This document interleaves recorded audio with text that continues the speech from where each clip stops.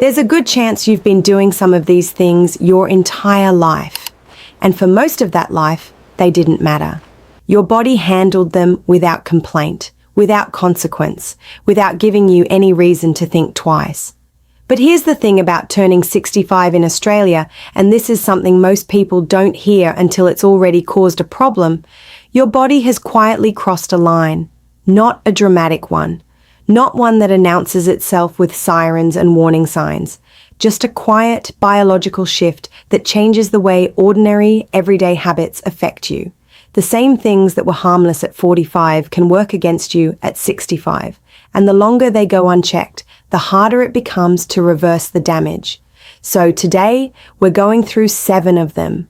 7 things that Australians over 65 should seriously consider stopping, or at the very least, rethinking, before they cause real trouble. Stay with us until the end, because number 1 on this list is the one most people never expect, and it's also the one with the most serious long-term consequences. Before we get into it, a quick but important note.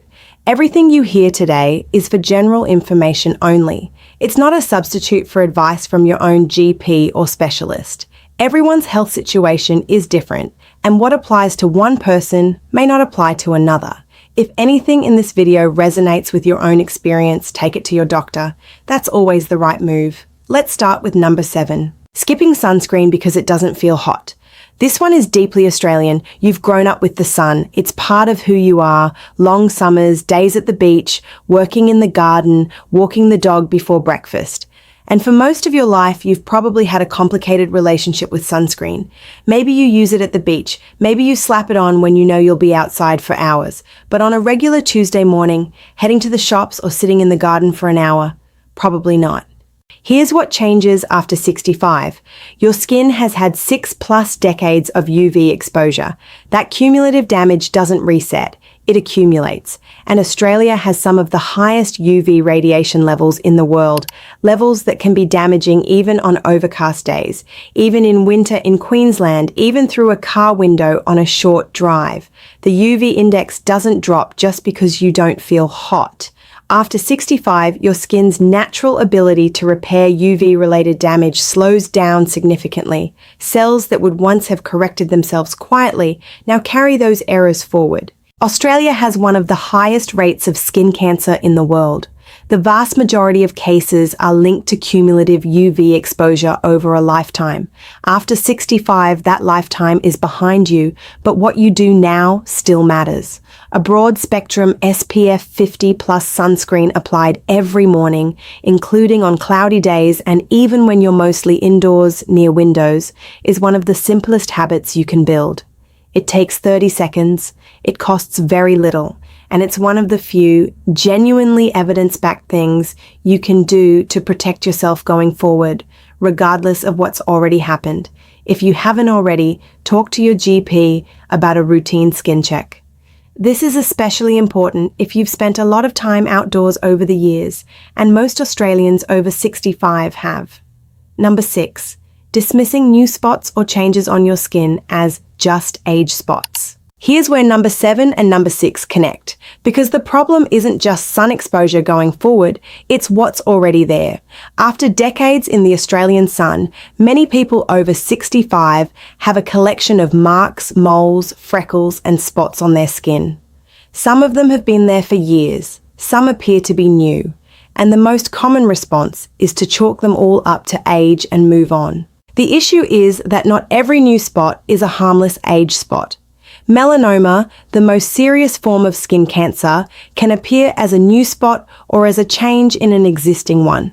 And while melanoma is highly treatable when caught early, the outcomes change dramatically when it's caught late. The difference between a spot that's been there for years and a spot that appeared recently, or changed in color, shape, or size, matters enormously. The rule most dermatologists recommend is simple. If something is new, changing, or doesn't look like your other spots, get it checked. Don't wait. Don't watch it for 6 months. Book an appointment with your GP or a skin cancer clinic and let a professional make that call. Not you, not Google, not your neighbor who had something similar and it turned out to be nothing. Stay with us because coming up are some of the ones people argue about the most, and number 3 in particular surprises almost everyone. Number 5, going long stretches without drinking water. This one doesn't get nearly enough attention, and yet it's one of the most common and correctable issues among Australians over 65. Here's why it matters more than most people realize. As we age, the body's thirst mechanism becomes less sensitive. When you were younger, thirst was a reliable signal. You felt it, you drank, your hydration stayed in balance.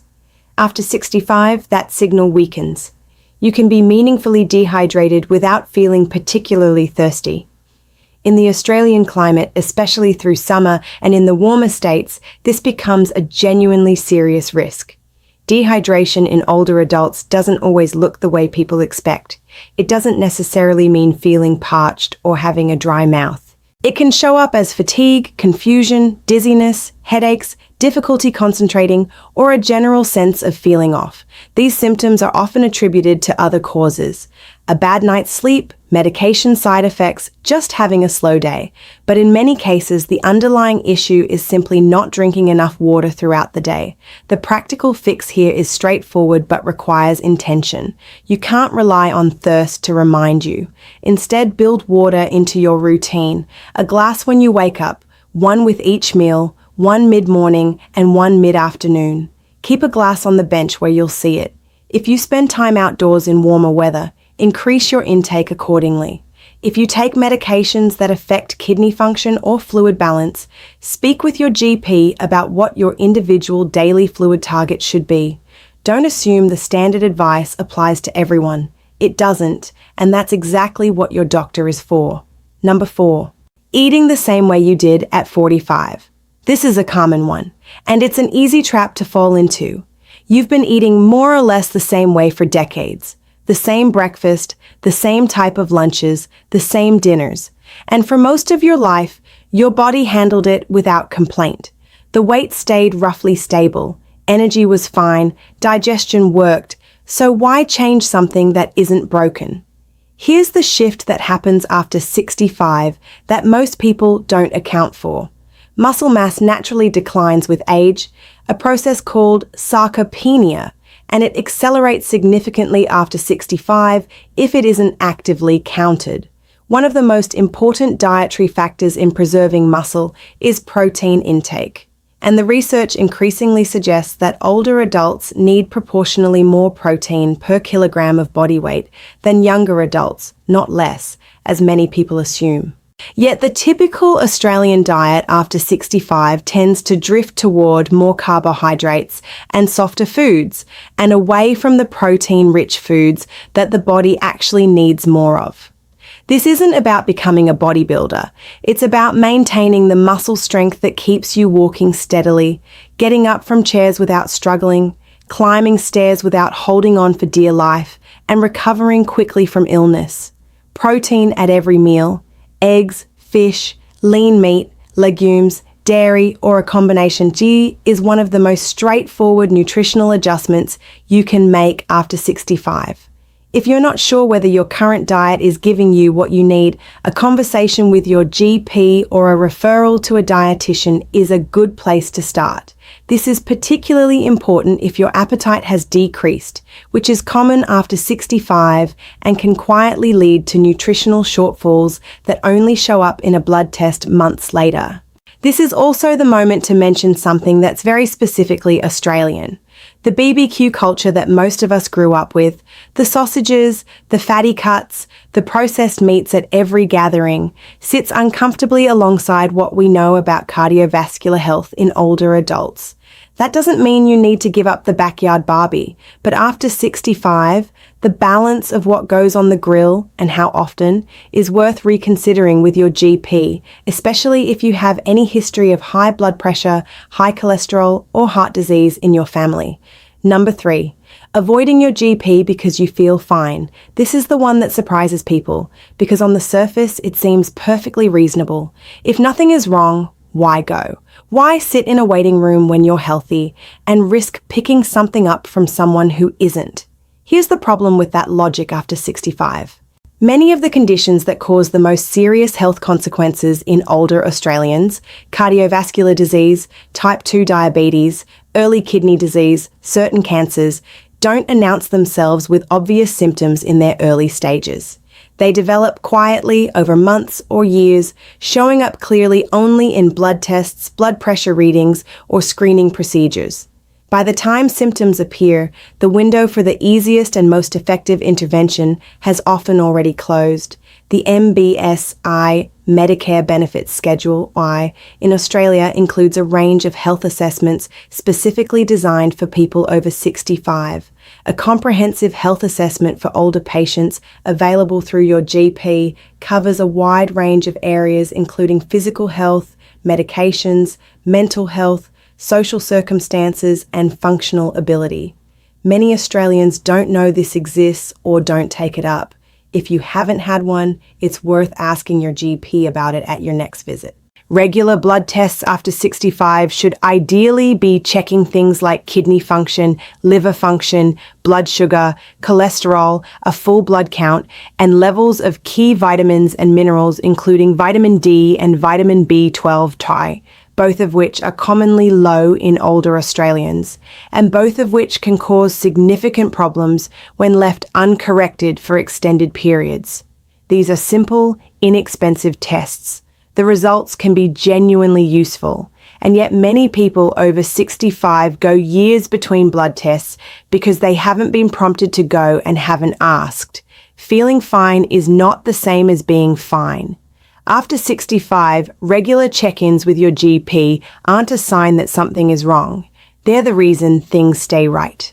Number 2, dismissing balance issues and falls as just part of getting older. If you've had a fall in the past year, or if you've noticed that your balance feels less reliable than it used to, that you catch yourself on door frames, hesitate at the top of stairs, or feel unsteady when you turn around quickly, please don't put this down to age and leave it there. Falls are the leading cause of injury-related hospitalisation for Australians over 65. And here's what's important to understand. Most falls aren't random accidents.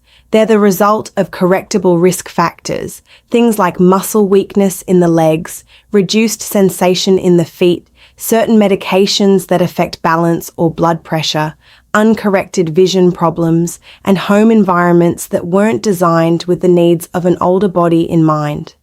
Many of these risk factors can be significantly reduced with the right support. A falls risk assessment through your GP is a good starting point if this is something you're experiencing. Referrals to physiotherapy for balance and strength exercises, a medication review to check whether anything you're taking is contributing to dizziness or unsteadiness, and a home safety assessment through an occupational therapist. These are all available through the Australian healthcare system and can make a measurable difference. Don't wait for a serious fall to take this seriously. The time to address balance issues is before the fall that causes a fracture, not after. If you experience sudden dizziness, vertigo, loss of consciousness, or a fall that results in pain, swelling, or difficulty moving, seek medical attention promptly. Don't try to walk it off. And now, number 1, the one we mentioned at the start, the one most people don't expect to be at the top of this list. Pulling back from social connection, not suddenly, not dramatically, but gradually, quietly, in a way that's easy to justify. The Sunday lunches that become less frequent. The phone calls that get shorter. The community groups you used to attend that you stopped going to because it became harder to get there, or you didn't feel up to it, or it just felt easier to stay home. The neighbors you used to chat to over the fence that you somehow see less and less. One by one, the threads of connection loosen. And because it happens slowly, it can be months or even years before anyone, including you, notices how much has changed. Social isolation in adults over 65 is one of the most well-documented risk factors for poor health outcomes across almost every domain: physical health, cognitive function, mental health, immune function, recovery from illness, and overall life expectancy. The research on this is extensive and consistent. Loneliness and social isolation in older adults carry significant health risks, and yet this is one of the least discussed topics in routine GP visits and one of the least likely to be raised by the person experiencing it. It's easy to see why. There's no blood test for loneliness. There's no obvious moment when it becomes a medical issue. And there's a powerful social tendency to normalize withdrawal in older age, to assume that wanting to stay home more is just what happens, that it's fine, that everyone does it. But the evidence suggests otherwise. The evidence suggests that maintaining meaningful social connection after 65, not just occasional contact, but regular, genuine engagement with other people, is one of the most powerful things you can do for your health. More powerful, in many studies, than a number of the medical interventions we take for granted. This doesn't mean you have to force yourself into social situations that don't suit you or pretend to be more extroverted than you are. It means being honest with yourself about whether the level of connection in your life feels right, or whether the gradual pulling back has gone further than you intended, further than feels good, and further than is good for you. If you've noticed this in yourself, if the days are quieter than they used to be, if there are fewer people you talk to regularly, if weeks go by without seeing anyone outside your immediate household, it's worth raising with your GP. Not because it's a medical emergency, but because it's a health issue, and it deserves the same attention as your blood pressure or your cholesterol. There are community programs, social groups, volunteer opportunities, and support services available across Australia specifically for older adults. Your GP, your local council, or the My Aged Care service on 1800 200 422 can point you toward what's available in your area. You don't have to be in crisis to ask for help. You just have to be honest that things could be better and that you'd like them to be. So there they are, 7 things worth looking at honestly, not with fear, but with the kind of clear-eyed attention your body deserves after 65 years of carrying you through everything life has thrown at it. Skipping sunscreen on ordinary days, dismissing skin changes without getting them checked, not drinking enough water in the Australian heat, eating the same way you did at 45 without accounting for what your body needs now, avoiding your GP because you feel fine, writing off balance problems as inevitable, and quietly withdrawing from the connections that keep you well. None of these are irreversible. That's the point. Each one of them is something you can look at this week, talk to your GP about, and begin to address. Not perfectly, not all at once, but in the direction of a bit more care, a bit more attention, a bit more of what your body is actually asking for right now. If something in this video connected with your own experience, leave a comment below. Tell us which one resonated most, or if there's something you'd add to the list. We read every comment, and your responses genuinely shape what we cover next. If you found this useful, subscribe and turn on notifications so you don't miss future videos. And if you know someone over 65 who could benefit from hearing this, a parent, a neighbor, a friend, share it with them. Sometimes the most useful thing we can do for someone we care about is send them something that says, "This is worth paying attention to. Take care of yourself. You've earned it."